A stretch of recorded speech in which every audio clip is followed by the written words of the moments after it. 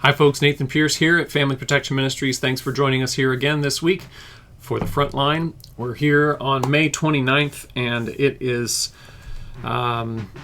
good to be able to be in this work and be doing something that I know is important and is not just important for today, but for future generations. We do need to definitely be continuing to work to protect homeschool freedom and the family in the state of California and across the nation for today's families and for families of future generations. I'm reminded now of Isaiah 40 verse 8. It says, the word of the Lord endures forever. And this is in the context of the flower fading, and it's important to recognize that no matter what's going on in the world around us, that God's word does endure forever. So let's get into it. We're going to talk about a couple of different things, one bill and a hearing that I witnessed today, and some other things coming up.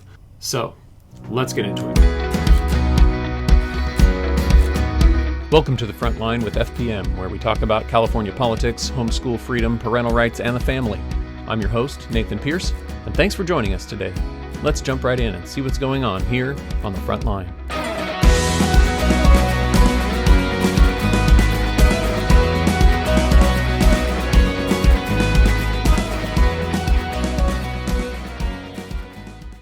All right, so I want to talk about a couple of things. One item is AB 1955, and then we'll get on to a couple of other items. 1955 is a bill that's working its way through the legislature. It was just gutted and amended last week.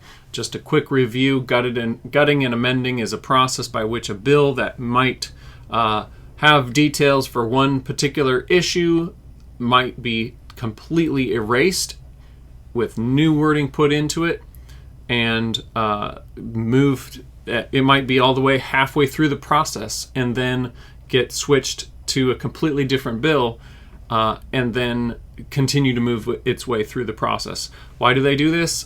Because it's faster if a bill's already halfway through the process. They can just sort of make it go faster by amending it and then moving it the rest of the way through. But also, if they're limited by the number of bills and they've passed the deadline for introducing new bills and they have an idea midway through the legislative cycle, they can do this by just taking a bill, rewriting it. They're not technically supposed to do this, but they do. And they just rewrite a bill completely from the ground up with a new topic and press on. And that's the case with AB 1955. AB 1955 by Ward is a bill that has to do with students and teachers and administrators, other school employees of public schools, and it relates to how when a student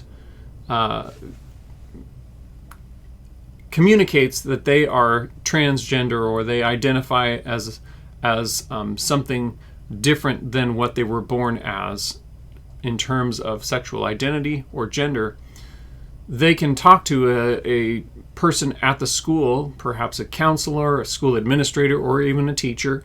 And right now, if a student talks to that teacher, there's a lot of controversy over whether that teacher or administrator should or shouldn't talk to the parents about this situation. Well, AB 1955 protects any teacher or school administrator that decides they don't want to tell the parents.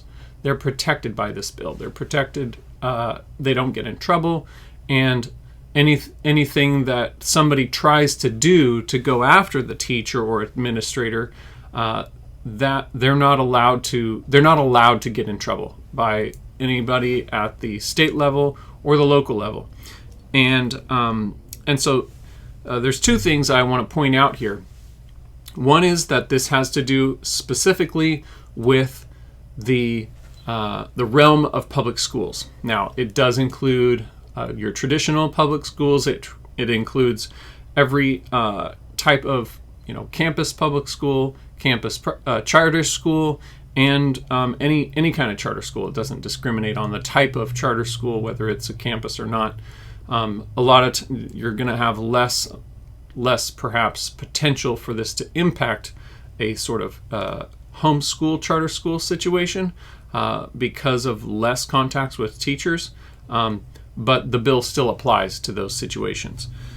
So it applies to public education, which is not necessarily something that we tend to focus on, but the issue here is that it does impact the culture as a whole, and how the culture views family, how the culture views gender, and it will have a long-term trajectory in terms of the direction that our state goes with regard to the family and gender roles in the family. So it's important to recognize that this isn't just some isolated situation that will only impact public schools. It will impact things in the broader realm. So there's that piece of it, but there's also another aspect of this, that this is actually coming out of a situation where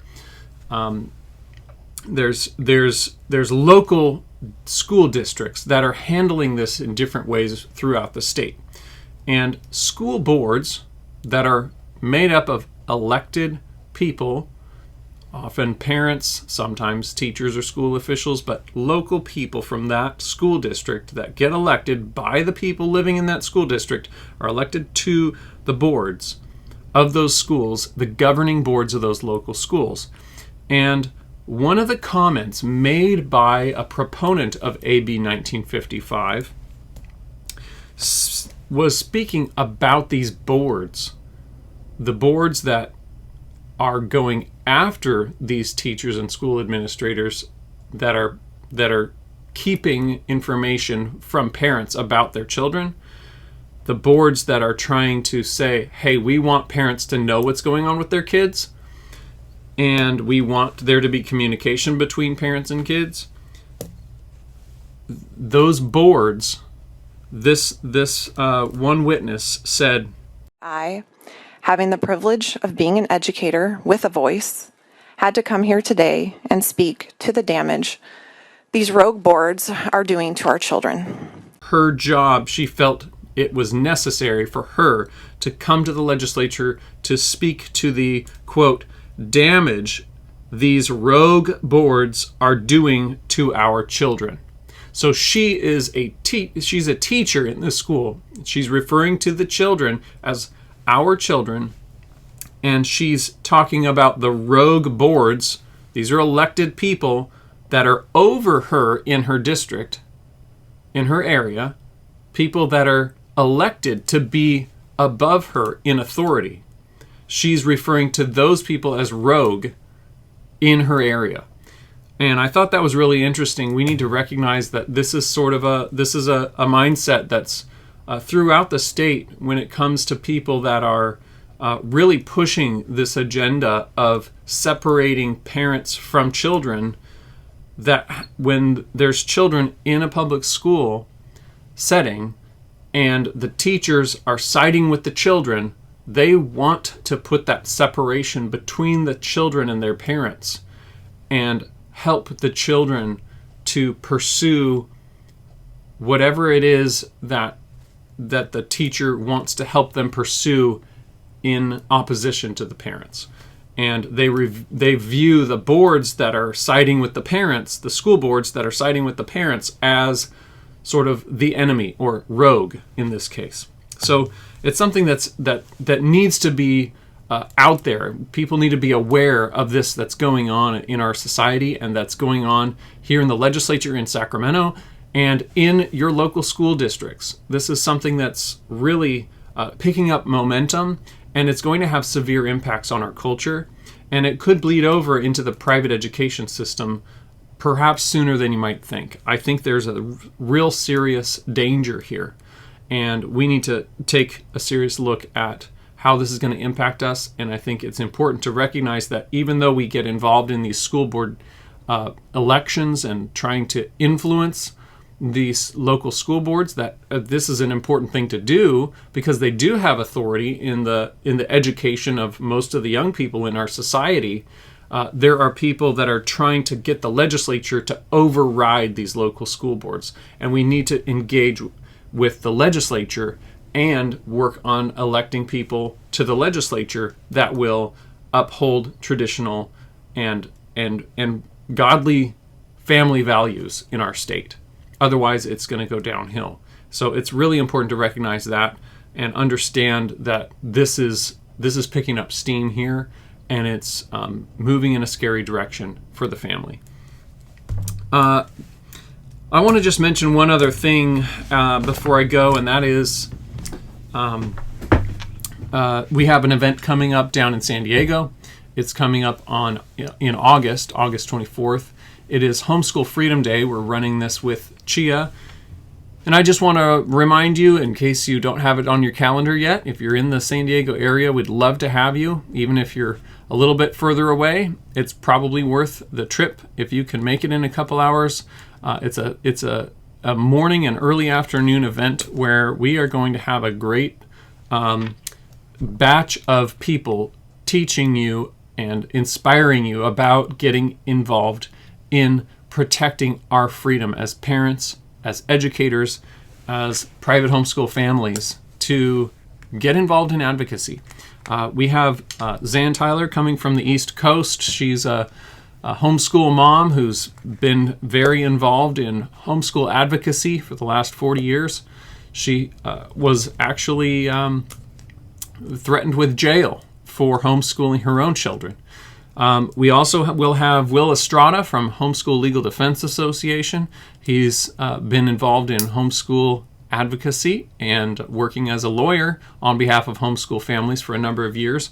So I'm excited to have both of them there. We'll have some other speakers as well. Please join us in San Diego, and we'll put the link down below so you can check out a little bit more details on that. We'll be launching registration really soon. There's also a leadership conference the day before on the 23rd of August that I would encourage you to attend if you can in the Southern California area. It's going to be a great lineup of speakers for that as well.